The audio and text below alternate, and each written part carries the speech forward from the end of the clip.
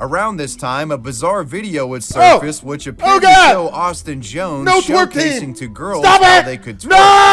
Today we about to check out a video called YouTubers who are in prison right now. Luckily, I am not one of them, as I did a year in jail, 23-hour lockdown, but it wasn't prison, but it just felt like it. Let's do this. Generally speaking, your average YouTube lawbreaker comes in the form of a prank channel taking things too far, or perhaps an influencer spending the night in jail over some disorderly conduct. However, some cases are far more serious, with content creators not only getting arrested and jailed, but receiving criminal convictions and receiving prison sentences. Sentences that are currently being served as of the date of me recording this video. From a once beloved YouTube heartthrob caught with illegal child images, to a piano teacher posting illegal breastfeeding videos, to an anime reviewer serving life behind bars, these are the imprisoned YouTubers. Damn! Let's get into it. Chapter 1. Austin Jones. It's not all too uncommon these days for an aspiring music artist to get their start on YouTube, the platform allowing direct access to a potential audience of hundreds of millions if one is talented enough to stand out. A singer known as Austin Jones was one of the first to unlock YouTube's potential in this regard. However, what we find is that one of YouTube's earliest musical successes turns out to be one of its most disturbed. This is the story of Austin Jones. Joining the site back in 2007, Chicago-based singer, songwriter, and comedian Austin Jones was once a force to be reckoned with on YouTube. He's zesty! Austin got his start on the site by performing covers of popular songs of the era, including music from Panic at the Disco, 21 Pilots, and Justin Bieber, to name a few artists. In my mind's imagination, I hope that they took us all because I'm poking them out the basement. This is not rap, this is not hip-hop, just another attempt to make... The shaggy-haired blonde crooner would eventually branch out from covers and created his own original songs and acapellas, some of which actually became minor commercial successes. And when I say minor, I really mean minuscule, like the guy might have sold a couple of singles on iTunes or something. In 2010, Austin released his debut album, Out of Character, and associated music videos further helped establish this sort of scene kid heartthrob persona that Jones was clearly after. The target audience for this sort of music and content style is pretty self-evident. Austin's fan base was primarily composed of young women, some coming for the music, others seeing him as this sort of heartthrob figure akin to something like a Family Dollar version of Justin Bieber. But hey, don't hate the player, hate the game. In the early 2010s, this style was poppin', and Austin Jones was doing well on YouTube adopting it. However, what we soon find is that Austin Jones's ease of access to an audience of underage fans proves to be quite problematic in a variety of ways. I bet. In the spring of 2015, a horde of damning evidence emerged implicating Austin as a sexual predator of underage girls, with claims coming up to the surface alleging the man of being a degenerate sex pest who would serially slide into the DMs of minors. Around this time, a bizarre video would surface which appeared to show Austin Jones showcasing to girls how they could twerk. No twerk team! Stop it! Hey, no! So this is like the first basic twerk. No! No! Hey, motherfucker, I'll whoop your... Ho! Ho! Oh! And you don't hurt it. You do it fast. Y'all ain't shit for this. Oh God! No, that's okay. Other leaked DMs appear to show Austin Jones requesting one girl to delete a tweet where the alleged minor publicly revealed Austin was requesting twerk videos. Here's some of the other leaked messages. So you like my song Toothpick Booty? Yeah. Toothpick Booty! You should make a video of you booty popping to it. It'll be so awesome. No, please don't. Maybe. Why maybe? That should be a definitely. Let me be honest real quick. I was actually having a really down night, so I asked fans to message me to maybe cheer me up. And out of all the fans, I decided to talk to you. And now these videos are actually cheering me up and making me happy. No. Can you please make more? He's beating his meat. How about after each one, I'll make a video of me talking and telling you what I liked about it? Look, you're really nice and everything, and I love you a lot, but no, I don't want to, and I'm just not comfortable, and it's late and cold, and I still have homework. And I'm truly sorry, but I just can't. Great, now I'm in an even worse mood. Motherfucker! Other unconfirmed leaked screenshots appeared to show Jones giving very specific instructions regarding alleged twerk videos. That was really good. For the next one, do it with your legs apart, but while you're stretching down, move your hips. Additional leaked messages. If you made a video of you booty shaking to Toothpick Booty, I think I'd die of laughter, haha. I've legit been singing that song all week, haha.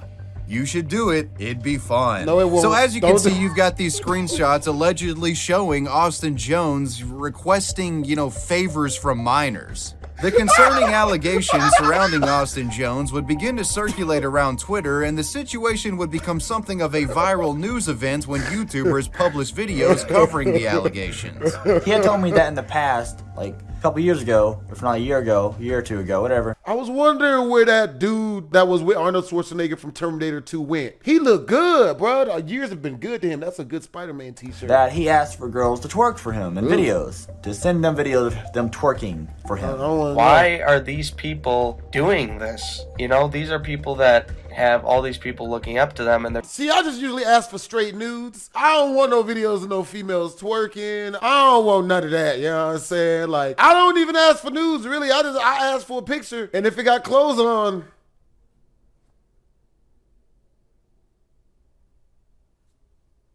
taking advantage of their fans, and honestly, I think that it gives our music scene a very bad reputation. In the wake of the accusations, Austin Jones would publish a video of his own called Setting the Record Straight, where he attempts to trivialize his actions, claiming that the twerk requests were simply just for fun and that no sexual motivation prompted the solicitation of the aforementioned content. oh boy. Additionally, the 22-year-old attempts to justify his alleged actions by citing loneliness and self-confidence issues. No, nigga. So that you would understand No, nigga. why I was that desperate. No, why I was even nigga. asking for those things. Not It kids, was nigga. that depression piling up into No, me nigga. searching for attention. I would read every little comment, every little person telling me to kill myself, every person telling me that life wasn't worth living for me anymore. That entire ride home, I read those comments. Really, and nigga? I began researching different suicide methods. Despite the disturbing allegations So? the man was facing, Austin wasn't subjected to any immediate law enforcement investigation. He would Yeah, avoid yeah. incursion from authorities for the next 2 years. Oh. However, thanks to the persistence of the alleged victims and a variety of online activism campaigns against Jones, eventually a criminal inquiry was opened. On June 9th of 2017, just over 2 years after the allegations went viral, a U.S. magistrate judge would sign and issue a search warrant for Jones's home in Bloomingdale, Illinois. Nasty 3 days motherfucker. later, on June 11th, Homeland Security investigators raided the YouTube star's residence. Get this During the nigga. search, authorities discovered illicit child content on the man's devices. He was Got then him. arrested and hit with 2 CP-related charges. What followed Nasty were a motherfucker. series of court proceedings that revealed the true horrific extent of the abuse committed by Austin Jones. One such discovery was that in messages Austin had exchanged with a minor, he would request the underage fan to announce their age while the individual performed suggestive acts for him. In court transcripts, Austin describes a conversation between him and a 14-year-old girl as a quote audition, where she nigga. would have to perform suggestive dances and acts for his approval.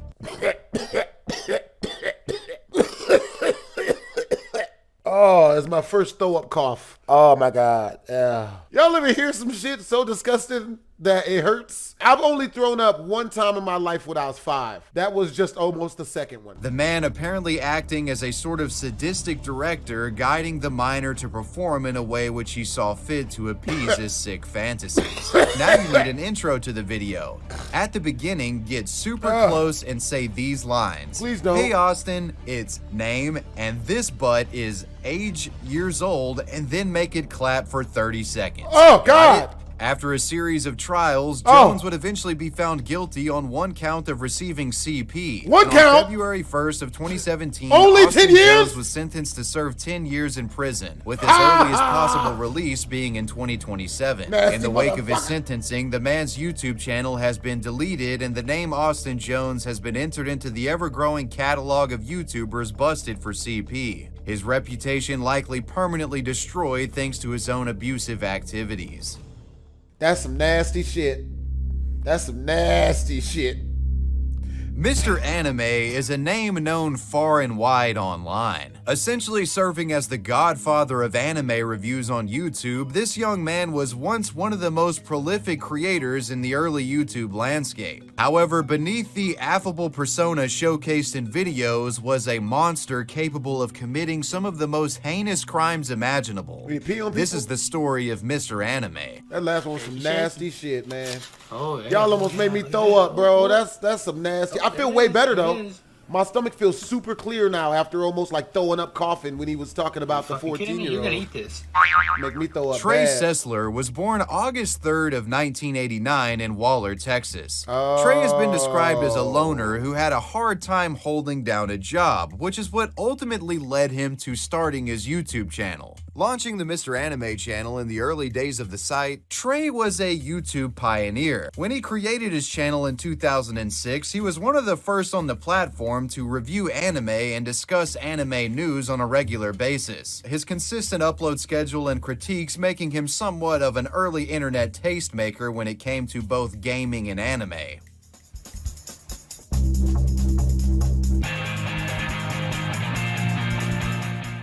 Trey was also known for his humorously blunt review scale that he used to review media in his videos, with 1 being absolute shit and 10 being rarely given to superb shows. Trey's matter-of-fact and often aggressive style fit well within this AVGN-inspired era of YouTube, and much like other media reviewers of the time, Mr. Anime was no stranger to creating skit videos. Trey created various sketches which almost exclusively consisted of scenes portraying him as a sort of rogue vigilante. The videos containing a fair amount of simulated violence, gore, and bloodshed, featuring guns as props. That's pretty good. This boy's good. There it is. Oh shit, yeah, good effects. Thanks to his reviews and sketches, Mr. Anime found great success on YouTube, publishing over 300 videos and getting 5 million views in the process. A number pretty impressive for like 2010-2011 YouTube. However, as with most stories discussed on this channel, eventually things take a turn for the worse. In late 2011, Trey would begin posting disturbing videos to his channel, which started to indicate that he was experiencing both physical and mental health struggles in his personal life. On December 27, 2011, Trey uploaded a video titled "Very Bad News, Please Watch." In the video, he explained that he had been to the hospital and was diagnosed with pneumothorax, a condition that was causing air to leak out of his lungs. According to Trey, this medical issue caused near constant discomfort, occasional shortness of breath, and many sleepless nights. But I've had a little bit of shortness of breath lately and a little bit of back pain and stuff. There's a little bit of back pain. Sleeping too well, my eyes are a little swollen. Not sleeping too good. Nausea. Got to shit yourself. It seems like I've got the diagnosis of a lot of pressure release pneumothorax. farts. Yeah, I'm saying. Basically, I'm leaking air from my lungs. See, he told you he's leaking. That's a pressure release fart. Got to sleep with your anus clenched at all times. I'm Butt cheeks wide closed. For a little bit. The video portrayed a clearly struggling individual, and fans of Mr. Anime would take to the comment sections showing their support for the guy. Many, after seeing this pneumothorax thing, encouraged Trey to just take a break from YouTube and get some rest. And in a follow-up video that would be posted by Trey, it appeared this was advice that he ended up taking. That follow-up video being the rather ominously titled "Mr. Anime is Planning Something." Shit. Despite the uncanny title of this update video, in it, Trey seemed in good spirits and would announce to viewers that he planned to take a 3-week sabbatical from his duties as a content creator. I'm gonna reward myself with probably a 2 or 3 week break coming up here from YouTube videos, anime reviews in particular. I might do some blog stuff. I want to thank you guys a lot for sticking with me and watching the channel. I got more subscribers than ever. I have more views than ever, and everything is going really good. Mr. Anime would step away from YouTube for about a week or so, but as promised, he would eventually return. and after returning, it appeared as if rest was exactly what the doctor ordered. Not only did Trey seem in good spirits, he announced that he had landed a full-time job in the film industry, citing that the future was bright and that he had opened a new chapter in his life. I now found a full-time job in a department that I'm interested in, which is film, and I'm still going to be doing videos. So keep supporting Mr. Anime. I'll still be doing anime reviews, but probably not as many because this job will be full-time. But thanks to all of y'all, I've been able to be recognized by some people, and I'm going to be doing some good stuff. Unfortunately though, the optimism showcased in this video was nothing but a feint, as this new chapter embarked upon by Trey Sessler was darker than anyone could have ever imagined. Unbeknownst to fans at the time, that update video would be the last piece of content ever published to the Mr. Anime YouTube channel, essentially serving as a farewell. After publishing this update video, Trey Sessler would go on to commit one of the most heinous crimes imaginable. On March 20th of 2012, Trey Sessler's parents and his brother were found murdered in the Sessler residence, all shot to death by a gunman. That individual being none other than Trey himself. According to reports, after a night of binge drinking, Trey systematically murdered his entire family. Starting with his mother, he lured the woman into her garage and shot her point blank with a .22 caliber rifle. Trey then made his way through the Sessler home, killing his father and brother shortly after with a 9mm handgun.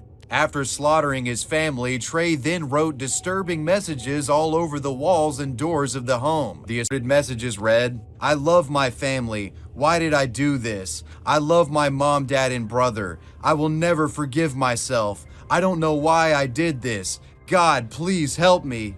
Before leaving the Sessler residence, Trey shot his already dead mother an additional 2 times. Then he got in a vehicle. The next order of business was to travel to nearby Waller High School and commit a mass shooting equipped with multiple firearms and over 100 rounds of ammunition. After arriving at the school, Trey waited in the parking lot for a moment, but apparently had second thoughts and made his way to a nearby friend's house. Police would eventually receive concerned calls from family friends of the Sesslers, prompting them to investigate the Sessler home. Authorities soon arrived at the residence and discovered the grisly scene. After the horrific findings, they immediately began searching for Trey, and it was at his friend's house where the Waller police caught up to the man. Mr. Anime would then be arrested for capital murder. After Trey's arrest, he was interrogated by detectives. He would coldly admit to the murder of his entire family and explained his plan in detail to police. According to Trey, he wanted to kill his family because he didn't want them to be ashamed after he executed his so-called master plan. That plan was to shoot up his local high school and kill over 70 students. He had hoped to become the deadliest mass shooter in history. They were the first immediate human target in my sight. Nigga. And if I was going to go out and do anything, they would have to go. And I'm like, there's my opportunity. Go ahead, go get it. Right after I had killed the family, it was on my mind to do that. Sessler had other things on his mind. A Columbine-style shooting at Waller High School. Further investigation from authorities would reveal that Trey had become obsessed with the Columbine shooters and school shooters in general. It's also been reported that authorities would later search Trey's computer and found that the man had ranked several school shootings, logging his personal opinions on which ones he thought were the best and the worst. On Thursday, August 2nd of 2012, Trey Sessler would be sentenced to life in prison after pleading guilty to all charges. Trey himself even reportedly urged the judge to revoke his right to parole because he feared he would be a threat to himself and others. Mr. Sessler, now 33 years old, resides at the Terrell Prison Facility in Texas and will remain in prison for the rest of his life. That shit ain't even worth it. Oh, snap. What's an Amos Yee?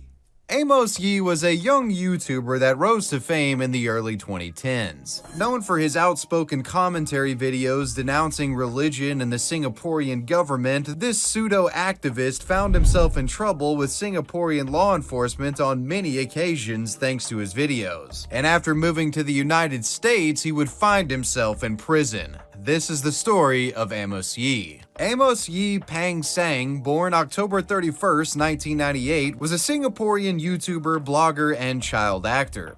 Creating his first YouTube channel at 8 years old, the kid was inspired by many of the prominent sketch video creators on YouTube at the time, such as Niga Yiga and Smosh. In March of 2011, at the age of 13, Amos would upload a popular sketch that was written, directed, and acted all by himself. Jen, my best friend, she has cancer.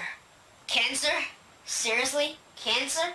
Yes, it seems like she has eaten too much McDonald's, and every time she puts like 5 packets of salt onto her fries, and she always buys a double McSpicy with extra soy sauce. It seems that now she has stomach cancer, and a huge stomach ulcer is invading her small intestine. How discomforting.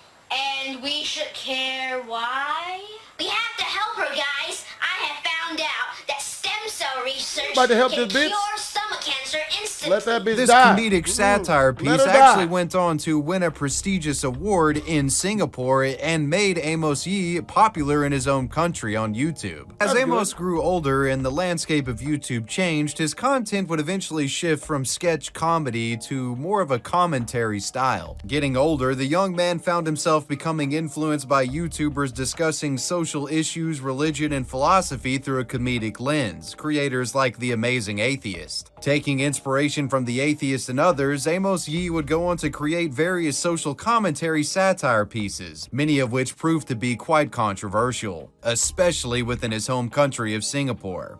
Lee Kuan Yew, contrary to popular belief, was a horrible person and an awful leader to our country. From scathing criticisms of Singapore banning gay marriage to just lambasting the entire concept of the Chinese New Year, he made some pretty controversial takes that pissed off a lot of people in the country. Pretty much any sort of conservative belief held by Singaporean people, Amos Yee went against it, and he ruffled a lot of feathers doing so. One of the most notable ruffling of feathers caused by Amos relates to the death of a Singaporean leader. On March 13th of 2015, Singapore Prime Minister Lee Kuan Yew passed away from pneumonia at the age of 91. Amos, not being a fan of the Prime Minister, made a video essentially pissing on his grave. Shortly after the man's passing, he uploaded a video titled "Lee Kuan Yew is Finally Dead," in which he chastises the recently deceased leader for his apparent myriad of failures, calling him a terrible leader and compares him to Jesus Christ.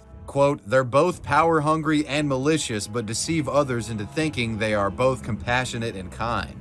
Hasn't anyone said, fuck yeah, the guy is dead? Lee Kuan Yew was a horrible person. Because everyone is scared. Everyone is afraid that if they say something like that, they might get into trouble, which, give Lee Kuan Yew credit, that was primarily the impact of his legacy. Amos's video naturally outraged a large majority of Singaporean citizens, and he would end up getting in trouble with the government because of it. Due to Singapore having absolute dog shit freedom of speech laws, Amos's video was deemed in violation of Singapore's Sedition Act of 1948, a law that bans free speech going against whatever their government deems is the established order. With the deceased Lee Kuan Yew being a popular leader within the country, thousands of citizens would report Amos's video to the feds. And to make matters worse for himself, Amos, seeing the backlash, decided to double down on the Lee Kuan Yew disrespect and created lewd artwork showing the deceased Prime Minister having sexual intercourse with former British Prime Minister Margaret Thatcher. People would report this to authorities as well, which ultimately led to Amos Yee getting arrested and charged with, quote, "deliberate intention of wounding the religious or racial feelings of any person, threatening abusive or insulting communication, and making obscene posts." How about those charges, huh? Jesus Christ. People in Singapore were so upset with Amos Yee's video that he was actually slapped in the face on the way to the courthouse. On May 12th of 2015, Amos Yee was found guilty on all counts, and he was ultimately compelled to spend 4 weeks in jail as a result of the debacle. But jail time would do little in regard to dissuading Amos Yee from posting controversial content to his YouTube channel. As almost immediately after getting out of jail, he resumed his free speech advocacy video making crusade. And the creation of these videos would eventually result in Amos being sent to jail again about a year later, in a similar scenario involving the young man making statements that the government didn't approve of. After being arrested multiple times, one thing became clear, that being his occupation as a YouTube rabble-rouser was untenable, at least while he was in the country of Singapore. Refusing to give up his video-making hobby, but not wanting to get jail time, Amos Yee comes up with a brilliant idea. That idea being move to the United States. Smart. Doing so under the premise of political asylum. In December of 2016, Amos Yee got on a plane and headed to Chicago's O'Hare Airport. But unfortunately, this political asylum immigration process proved to be a little bit more complicated and cumbersome than he had expected. Amos Yee was almost immediately detained after landing by immigration authorities, and he was placed in an immigration detention center until his asylum request could be officially processed. A process that took 9 months, partly due to the fact that Amos had a checkered legal history back home. Ironically, he spent more time in the immigration detention center than he ever spent in jail back in Singapore.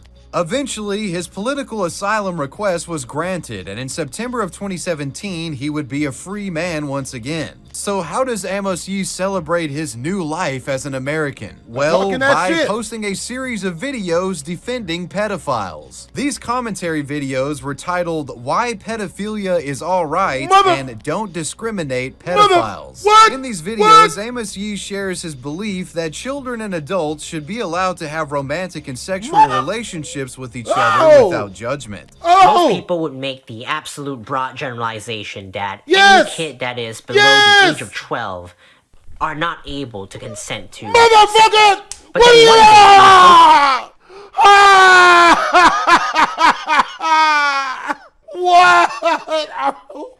What? I knew the internet was fucked up, but I didn't know the internet was this fucked up, yo. 42-year-old adult comes along and says that while he was 10 years old, he had a perfectly consensual sexual relationship with a 30-year-old adult. 10-year-old him was not traumatized afterwards. The relationship was perfectly fine and consensual, and both of them enjoyed the sexual relationship. So do you think that that kind of relationship should not happen? That just because the child was below 18, that relationship that was perfectly harmless should be considered child rape? No! That's absolutely ridiculous. He also seems to suggest that age of consent should be abolished and that CP should be legal. The reason why I'm speaking up against the legalization of child pornography... Because you're a pedophile! Because I think that it is a fascist law that violates human rights, and it needs... Because you are a child diddler.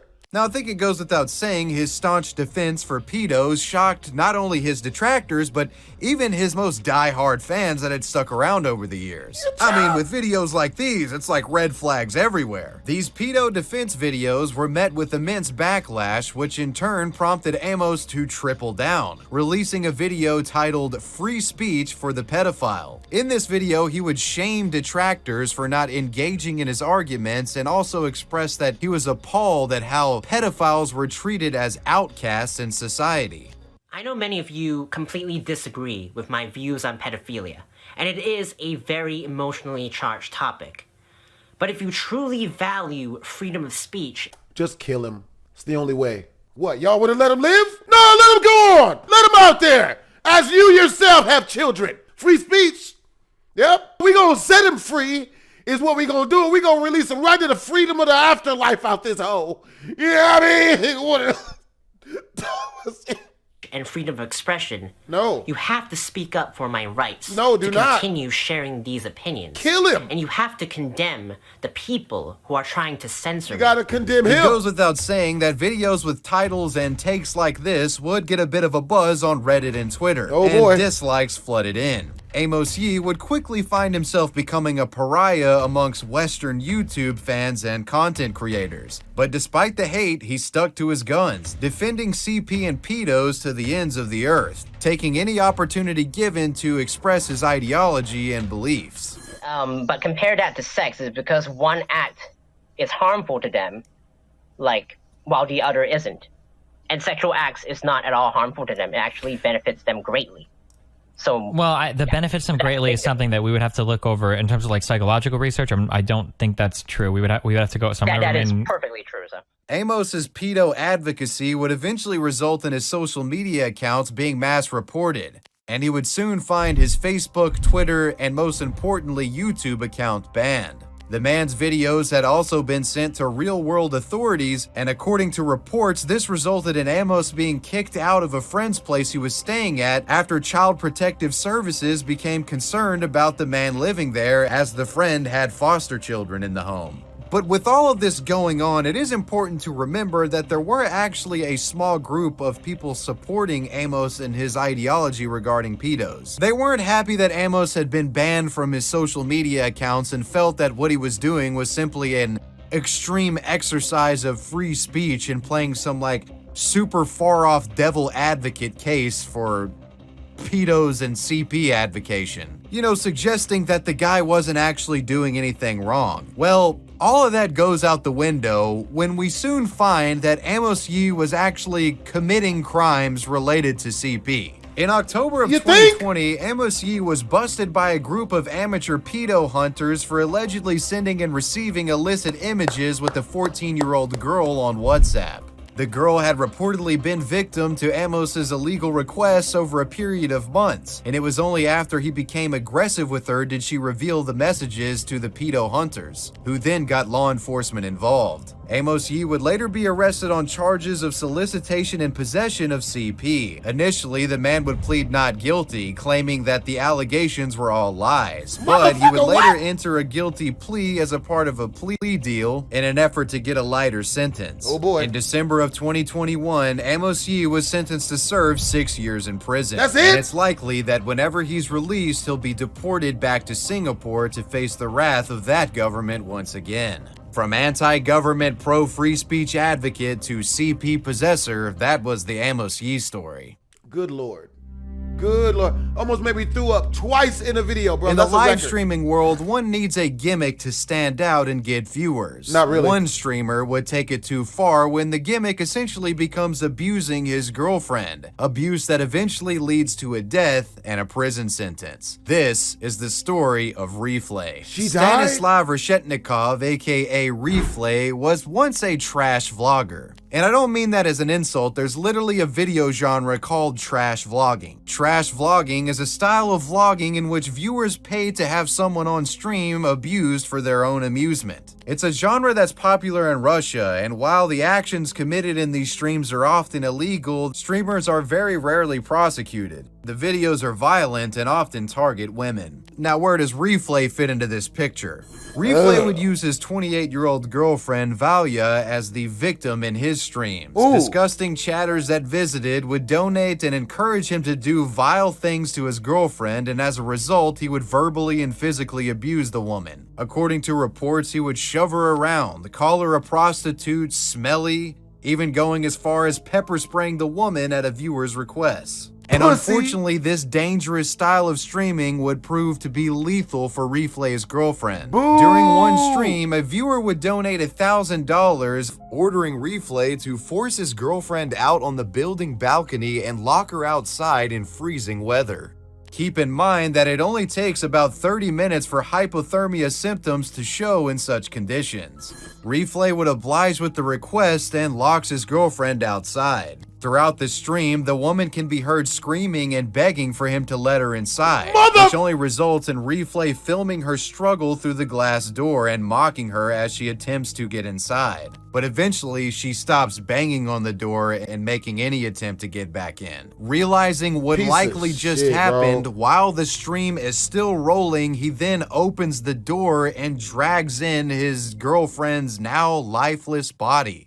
She had died. In apparent disbelief, Reeflay can be heard saying, "Valia, are you alive? Valia, are you alive?" The man would continue streaming and interacting with chat for some time until eventually calling for medical help. When paramedics arrived, it didn't take long for them to pronounce Valia dead. While it was assumed that hypothermia was the cause of death, autopsy reports would indicate that the woman had craniocerebral trauma. It was later revealed that Reeflay had actually beat his girlfriend prior to putting her outside. The combination of these two factors is what resulted in the death. After authorities got a grasp on what had happened, Stanislav Reshetnikov, aka Reeflay, was now facing serious charges and was implicated in causing the death of the woman. I hope they put him in a jail cell with Fleece Johnson, bro. Homie gonna give his butt cheeks to work. In April of 2021, Stanislav would eventually be convicted of intentional infliction of grievous bodily harm dangerous to human life committed with the use of an object as a deadly weapon, resulting in the death of the victim by negligence. As a result of this conviction, the man received an insultingly light 6 years in prison.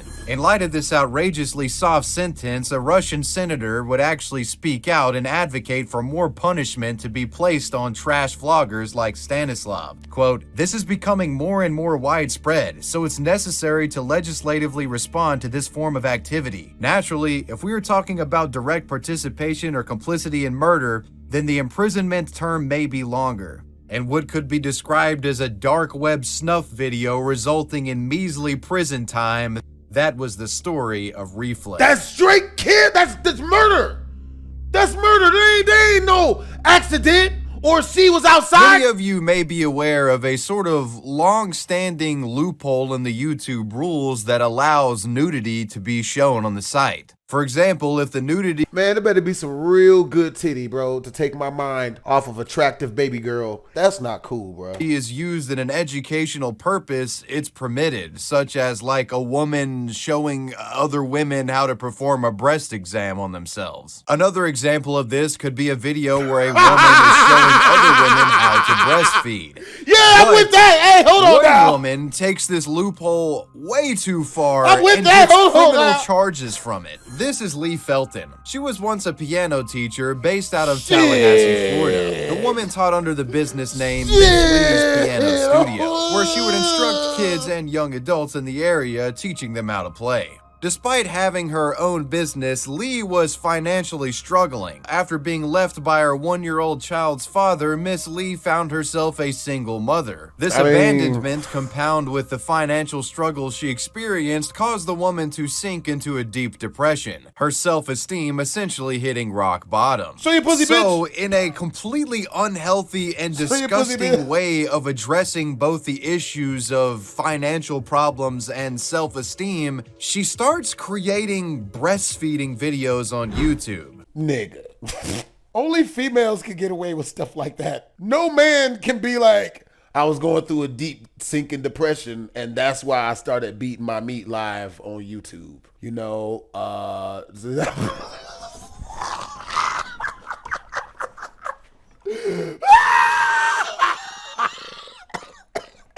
Initially styled as how-to instructional content, the videos featured Leigh breastfeeding her 1-year-old child. But what we find is things quickly get depraved and meander away from instructional to suggestive and sexually charged. Leigh quickly recognized that her core audience wasn't actually women trying to learn how to breastfeed, it was perverted men commenting on her appearance, talking about how much they enjoyed the videos. Just lost what little bit of erection I did have. And after seeing this, instead of stop uploading the videos or ban these users from viewing her YouTube channel, what she does is essentially play into these nasty, disgusting perverts. Leigh allegedly sold unlisted videos to inquiring viewers and very purposefully dialed up the sexual nature of the breastfeeding content. Leigh reportedly made breastfeeding videos where she rubbed herself and her child down in oil and shoved her breasts in the baby's face. Leigh would give her videos titles akin to something you might find on an adult website. Titles such as Slip and Slide and Mommy's a Whore. Jesus fucking Christ. This vomit-inducing situation would continue unchecked for some time, but eventually somebody would report Leigh. According to reports, a Wisconsin man was apparently busted purchasing Leigh's content by his wife, and after discovering the repulsive videos, the wife reported Leigh Felten to authorities. In October of 2016, Leigh Felten would be arrested and charged with promoting sexual performance by a child, lewd and lascivious behavior, cruelty towards a child, and molestation. During her trial, she would describe her videos as a, quote, silly little playful thing, and that she doesn't believe it's criminal. She explained that the motivation behind making the videos was mental health struggles. Quote, finally, I was getting attention and felt like I had some worth, adding, I'm not a monster. Leigh Felten's defense attempted to argue that her breastfeeding videos fell under free speech protection, but nobody was buying this defense. A Tallahassee sheriff's lieutenant puts it best. Quote, the video was clearly not done for the purpose of education or artistic display. Based on the content and the fact that it's being sold by Felten, it is clear this video is for sexual purposes. Leigh would eventually be found guilty on one count of lewd and lascivious exhibition. She was sentenced to serve 10 years in federal prison along with a 5-year probation, and she was added to the sex offender registry. She would later address the judge over the case, claiming that her time in jail was, quote, humbling, and that she had, quote, a moral compass now. But yeah, hope you guys enjoyed this video. Make sure to comment, like, and or subscribe. Twisms.